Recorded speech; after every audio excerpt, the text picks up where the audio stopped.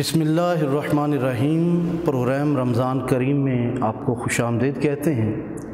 ناظرین کرام، AQ T V آپ کے لیے ایسے پروگرام لے کر آیا ہے جس سے آپ کے اندر انسانی اقدار میں اضافہ ہو اور آپ کی اخلاقی تربیت ہو۔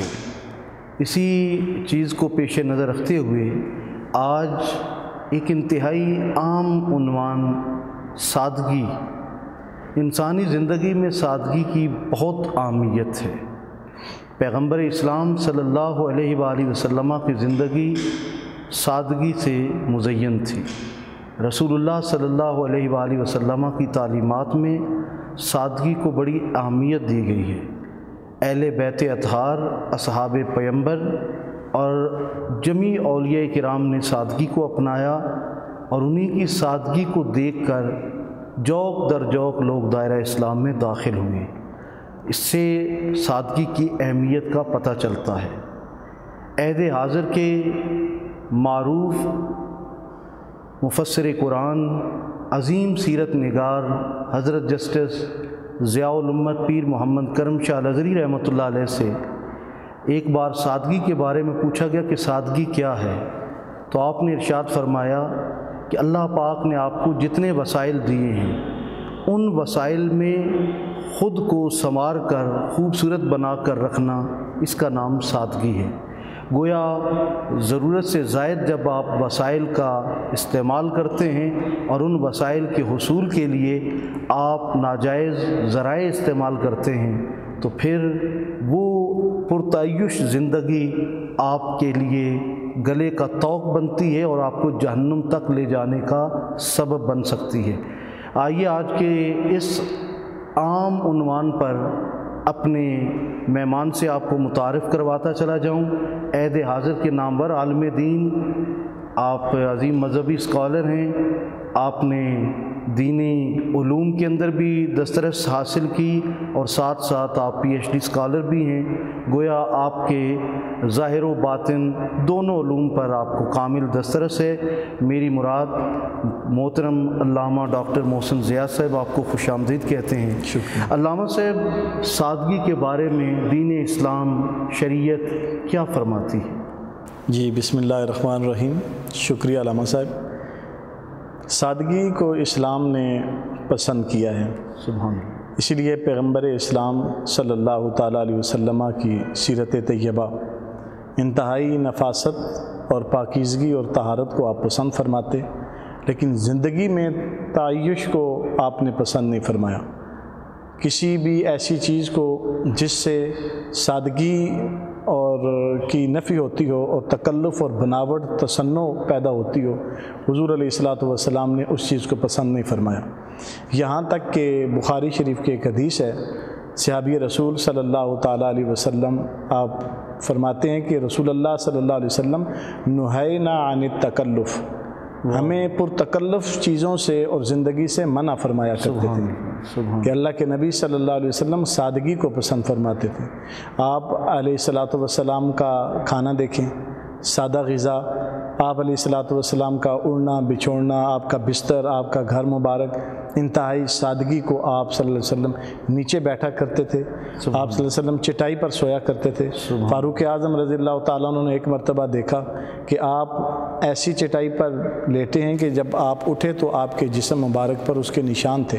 اللہ، تو آپ نے پریشان ہوئے اور رونے لگے، تو حضور علیہ الصلاۃ والسلام نے وجہ پوچھی تو کہا یا رسول اللہ، وہ کیسر و کسریٰ کے بادشاہ تو عیاشی کریں اور اللہ کے محبوب اس سادگی اور اس حالت میں، تو سرکار نے فرمایا کیا تمہیں یہ پسند نہیں ہے کہ یہ دنیا ان کے لیے اور آخرت کی آسائشیں ہمارے لیے ہیں؟ تو حضور علیہ الصلاۃ والسلام کی ساری تعلیمات سادگی کے لیے ہیں اور آپ نے سادگی کو پسند فرمایا، اور حضور علیہ الصلاۃ والسلام کا طرز عمل بھی انتہائی سادہ، اور صحابہ کرام رضوان اللہ علیہم اجمعین بھی اسی کو، اہل بیت اطہار، مولا علی کی زندگی کو آپ دیکھیں، خاتون جنت علیہ السلام آپ کی زندگی کو دیکھیں، حسنین کریمین، کتنی پاکیزہ زندگی اور انتہائی سادگی سے لبریز تھی۔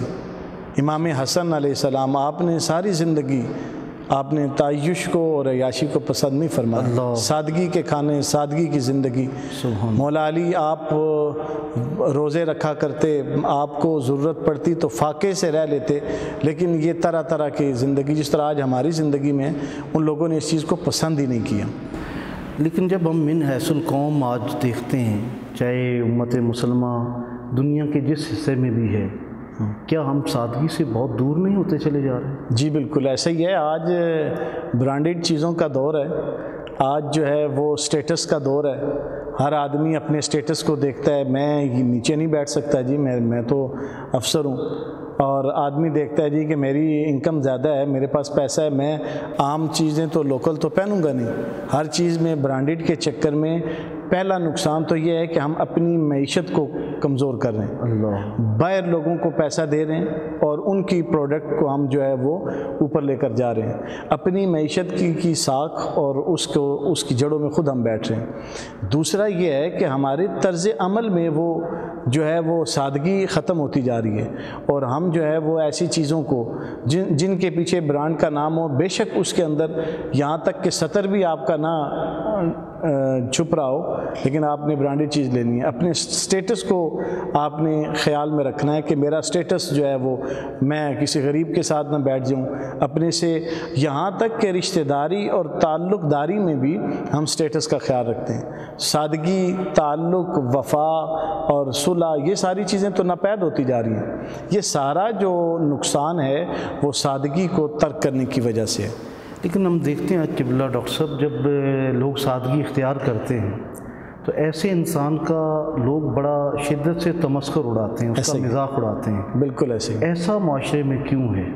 جی بالکل وہی ہے کہ وہ پھر سادگی چھوڑ کر وہ سٹیٹس کی طرف جب جاتے ہیں تو پھر اب دوسرے لوگوں کو جو اپنے سے کم ہیں انہیں پھر وہ حقیر جانتے ہیں، ان کا تمسخر اڑاتے ہیں، اور پھر وہ لوگ معاشرے میں ان کا سروائیو کرنا مشکل ہو جاتا ہے۔ یہی وجہ ہے کہ بچہ جب ایک برانڈڈ چیز کے پیچھے باپ کو تنگ کرتا ہے تو باپ اگر نہیں بھی ہے پیسہ تو سٹیٹس باہر رکھنے کے لیے چاہے وہ ادھار لے، چاہے وہ چوری کرے، ڈاکہ ڈالے، وہ بیٹے کی اس ناجائز خواہش کو پورا کرتا ہے، اور اس کے لیے وہ ہر طرح کی، یہاں تک کہ رشوت بھی، یہی چیزیں ہیں کہ اخراجات کو پورا کرنے کے لیے، ناجائز ضرورتوں کو پورا کرنے کے لیے وہ پھر رشوت اور آرام خوری جو ہے وہ مارز وجود میں آتی ہے۔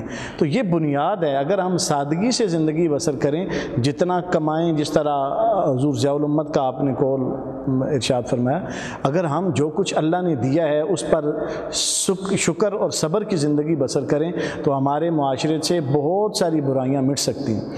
سادگی نہ اپناتے ہوئے، وہ علامہ اقبال نے کیا خوبصورت آپ نے کہا نا، سر دین صدقے مقال عقل ہلال، خلوت و جلوت تماشائے جمال۔ اللہ، یہ سچائی، حلال کھانا جو ہے وہ سادگی سے ہی میسر آتا ہے۔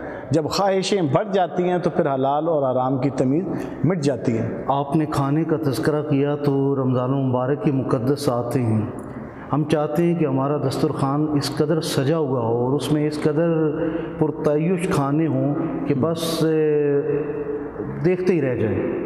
تو کھانوں کے اندر کیا سادگی کا، جیسے آپ نے ذکر کیا کہ رسول خدا کی سنت ہے، اہل بیت اطہار نے سادگی کو پسند کیا، اگر کھانے کے اندر جیسے وقت افطار ہمارے ہاں بڑا اہتمام ہوتا ہے وسیع، اس میں جب تک تلی ہوئی چیزیں نہ ہوں تو ہمارا دل، ہم کہتے ہیں شاید روزہ ہمارا ہوا ہی نہیں ہے۔ اس حوالے سے میڈیکل کیا کہتے ہیں، چونکہ آپ ڈاکٹر ہیں، طب سے بھی وابستہ ہیں اور ساتھ میں آپ پی ایچ ڈی اسکالر بھی ہیں۔ بالکل علامہ صاحب آپ ٹھیک فرما رہے ہیں۔ یہ رمضان مبارک میں افطار کے وقت ہم آج کل جو ہماری روٹین ہے، جس طرح سے ہم پیٹ بھر کر کھاتے ہیں تو سارا دن وہ جو بھوکے پیاسے رہ کر ہمیں جو افادیت حاصل ہوئی ہوتی ہے وہ ہم ضائع کر دیتے ہیں۔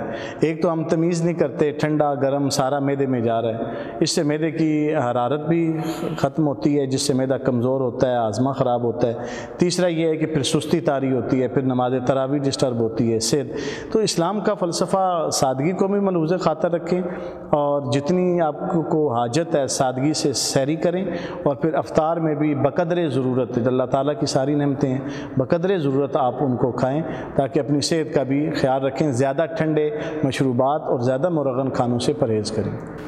ناظرین کرام، آپ نے سماعت کیا کہ سادگی کے اندر عظمت بھی ہے، اور سادگی اگر ہم اختیار کریں گے تو ہم بہت ساری برائیوں سے بچ جائیں گے، ہم کرپشن سے بچ جائیں گے۔ اگر چاہتے ہیں کہ ہمارا ملک کرپشن فری ہو تو ہم سادگی کو اختیار کریں۔ یہ اللہ رسول کا پسندیدہ عمل ہے۔ اپنے پاؤں میں اپنے ملک کی مٹی پہ چلنا سیکھو، سنگ مرمر پہ چلو گے تو پھسل جاؤ گے۔ مرغن غذائیں اور پکوڑوں کو اپنے افطار کا حصہ سمجھنا، یہ میرا خیال ہے کہ حکمت اور دانائی کے خلاف ہے۔ آپ سادگی کو اختیار کریں، سادہ کھانا کھائیں تاکہ آپ کی افطاری تقویٰ اور طہارت اور آپ کی صحت سب کے لیے فائدہ مند ہو۔